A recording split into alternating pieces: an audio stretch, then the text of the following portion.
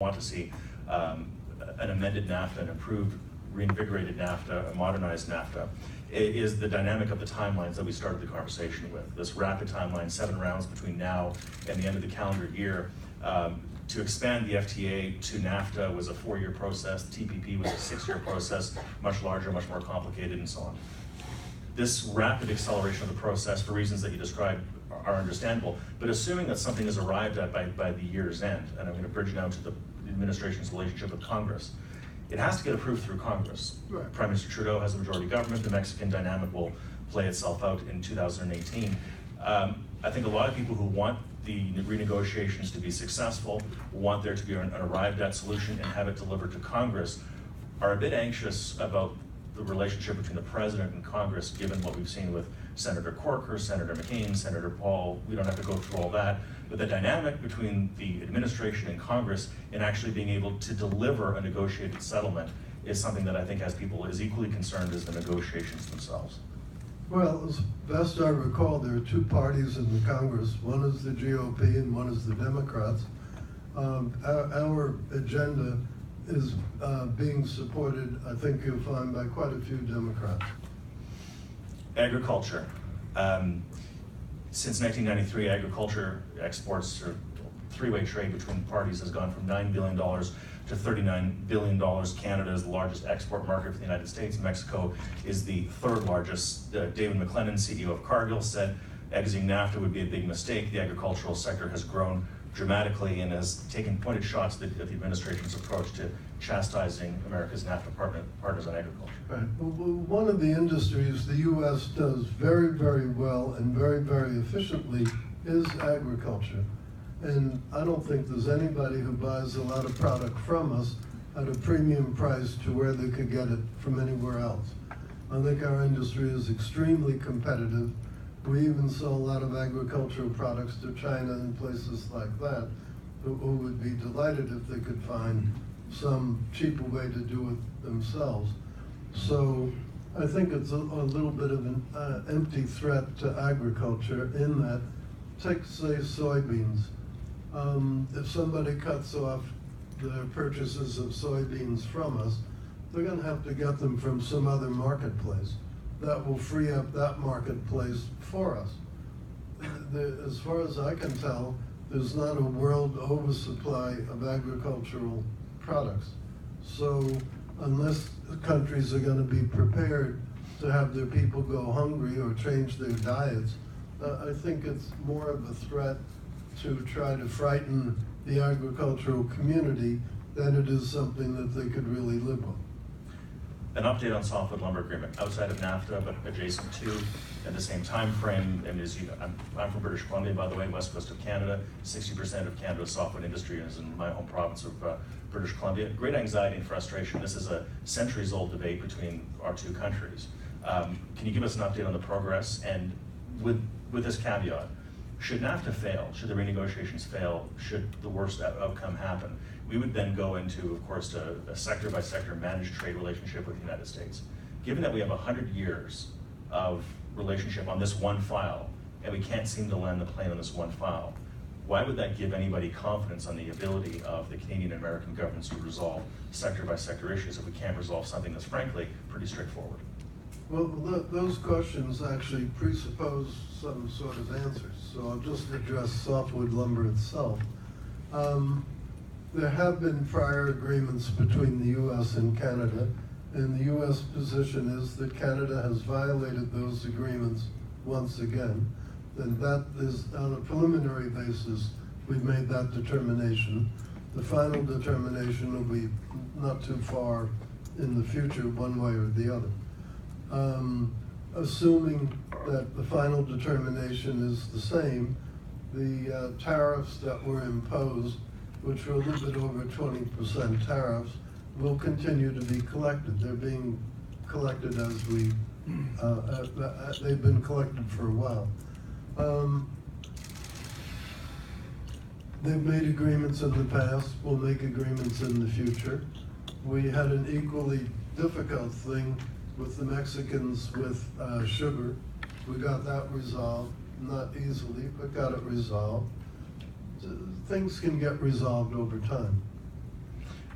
I also want to ask you on another matter. There was one of the headlines out of today's meetings between Prime Minister Trudeau and President Trump was a line that the Americans would be more than prepared to consider a trade deal, a bilateral with Canada that would exclude Mexico. It's kind of catching people off guard that this is being mused out openly and publicly by the president. So maybe I'll say, well, you Well, answer that. the president had indicated earlier that he was receptive to either a trilateral or two matching bilaterals or to no NAFTA if it came to that. So I think all he's really saying is he's keeping his options open. The president said many times in the election campaign NAFTA was the worst deal that America had ever signed. You were a strong advocate for then candidate Trump in 2016, so obviously you knew this was a clear part of your mandate. Should NAFTA fail, we would revert back to the Canada-US FTA. Is that an agreement that would satisfy the administration? Well, it will depend what the agreements say.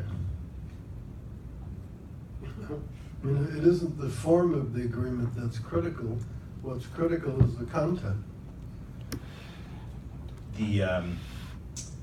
On the issue of trade, of course, policy is personnel. On the question of diplomacy, I think a lot of Canadians are watching this and they're curious to know the relationship between President Trump and Prime Minister Trudeau in this sense. It seems to be, and today is another example, that Prime Minister Trudeau comes down, has a good meeting, seems very constructive, both say good things relatively about each other, and they leave, and then within a 24, 48-hour window, we're back to square one of NAFTA being the worst deal since forever. Well, you can be good friends with someone and yet be stuck with a pre-existing bad deal. Neither Mr. Trudeau, Prime Minister Trudeau, nor President Trump negotiated NAFTA to begin with, so it's neither of their handiwork. We have a hard out, I'm told by your staff, and in about 10 minutes' time. I don't want to be one of those hosts who completely monopolizes the time. There's a packed room and a lot of people who have a lot of interests. If anybody has a question, please raise your hand and I will do my best to recognize you. Gentleman right here. Thank you. I'm the Deputy Ambassador of Slovenia, which is my name. So you may not know my Do you have- country. We got a microphone. Oh, sorry. Scott. Yes.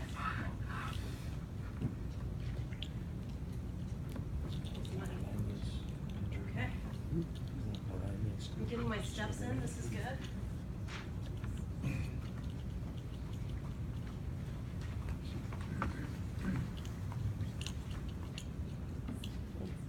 Thank you.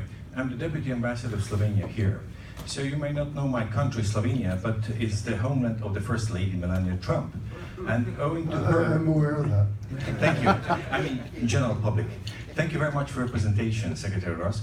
So I'll first make a short introduction, then I'll pose a question. So owing to, thanks to the First Lady, we have had increase of the visit of the American tourists, US tourists to Slovenia by 30% in the last year.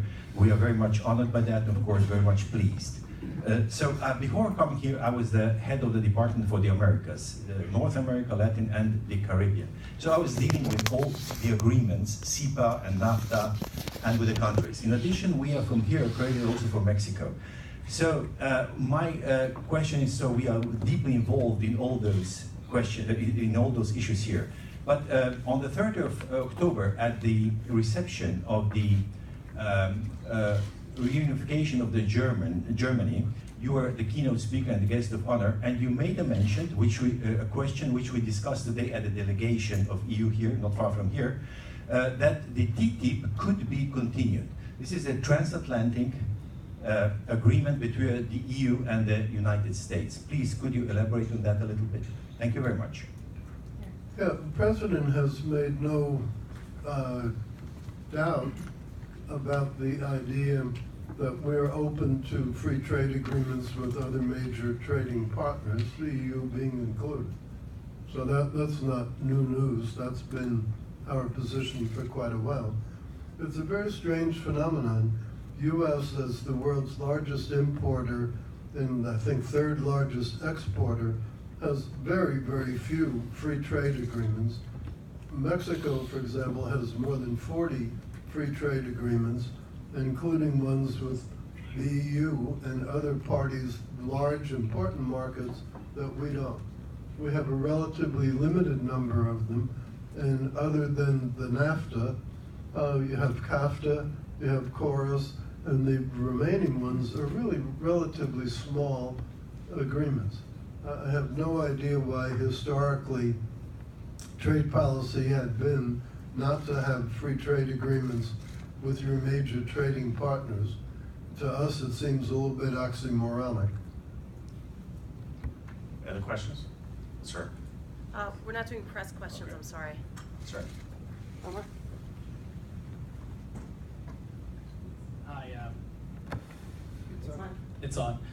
My name's Omar Alam. I'm with the Canadian private sector. So just circling back to NAFTA 2.0, wanted to thank you for just outlining this list of 28 points. My question is, when it comes to NAFTA, how do you measure success? Well, we'll measure success in two regards. One would be if a deal gets ratified by all the parties, so that's one element. But the precursor to that element would be that we at least are satisfied with it, that it has improved our position, and the other parties are satisfied with it as well. So I think it's pretty clear what the definition would be. Questions? I'll ask one last one then, and ask you to defend the position. This has been presented, I think it's widely known. One of the proposals that's been put forward by the government by the administration on government procurement would be a dollar for dollar approach, where Canada and Mexico would be lumped together as one national entity relative to the United States. In a tripartite agreement, how can that be seen as, frankly, diplomatic or negotiating in good faith to treat two partners as one? Well, it's very good faith. Our market is 10 times the size of either of those markets. So if you gave equal percentage market share, we'd be giving them 10 for 1. How is that good arithmetic? Well, I think it's the lumping together and the not treating your partners as partners, but treating them as a co-entity. If I'm not mistaken, it actually is to the benefit of the parties because it's the cumulative total of the two economies rather than the individual one.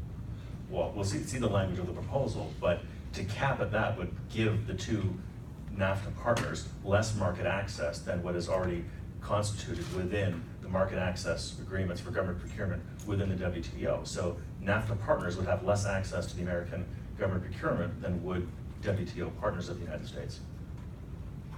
Well, that may very well be, but you can't take one isolated proposal and just compare it. The fact is that we think that it was absurd in general to give away 10 times as much market access as you're getting back. That's one of the fundamental flaws that the president feels, and I agree, exists in NAFTA to begin with.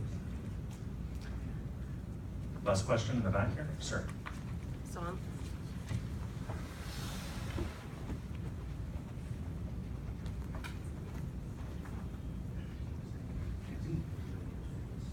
Thank you. Secretary Ross, so you just mentioned NAFTA and CHORUS FTA, and that the United States has very few trade agreements.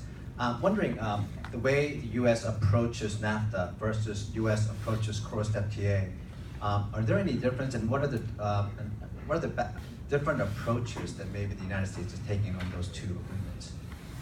You're talking about a new FTA versus renegotiating NAFTA? Yeah.